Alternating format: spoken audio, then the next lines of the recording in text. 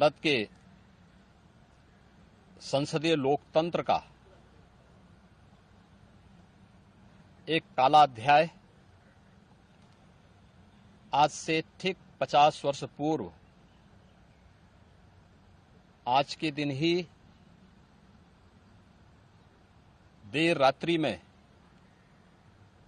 हुआ था, जब कांग्रेस की तत्कालीन सरकार ने भारत के संविधान का गला घोंटते हुए लोकतंत्र को पूरी तरह समाप्त करने की साजिश रची थी।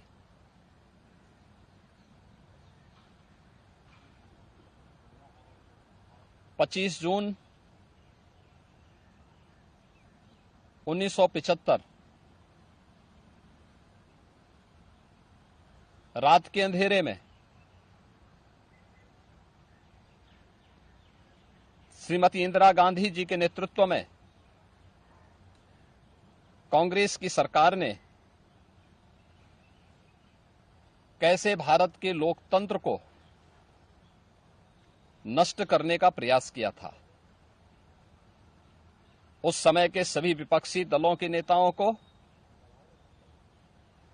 उसमें से अटल बिहारी वाजपेयी जी, से मोरारजी देसाई जी,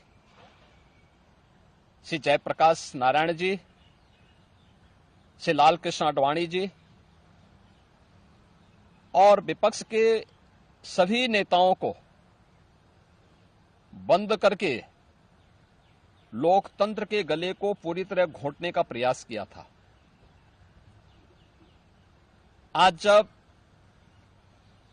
50 वर्ष के उपरांत हम इमरजेंसी की उन यादों को स्मरण करते हैं, तो स्वाभाविक रूप से कांग्रेस में चेहरे बदले होंगे, लेकिन उसका चरित्र, उसके हाव भाव आज भी वही हैं जो 1975 में एक बर्बर चेहरा उस समय में कांग्रेस पार्टी का देखने को मिला था। कैसे उन्होंने संविधान की मूल आत्मा कही जाने वाली प्रेम्बल में संशोधन करके उसकी आत्मा को नष्ट करने का प्रयास किया था। कैसे कांग्रेस ने उस समय देश के नागरिकों के मौलिक अधिकारों को पूरी तरह प्रतिबंधित कर दिया था। कैसे न्यायालय के अधिकारों को कांग्रेस पार्टी ने उस समय में बंधक बना के रख दिया था। और आज भी कांग्रेस पार्टी में भले ही नेतृत्व बदला हो, लेकिन उसका चेहरा बदला हो, लेकिन चरित्र तो उसका आज भी वही है। ये लोकतंत्र की दुहाई देते हैं, लेकिन भारत के बाहर जाकर के भारत के लोकतंत्र को कटघरे में खड़ा करते हैं। भारत की चुनाव प्रणाली पर प्रश्न चिन्ह खड़ा करते हैं। भारत के बाहर जाकर के भारत को और इसके लोकतंत्र को कोसते हैं। भारत के अंदर हर चुनाव की प्रक्रिया में बाधा पैदा करके ईवीएम पर अपने अकर्मण्यता का दोष थोपने का प्रयास करते हैं। एक तरफ कांग्रेस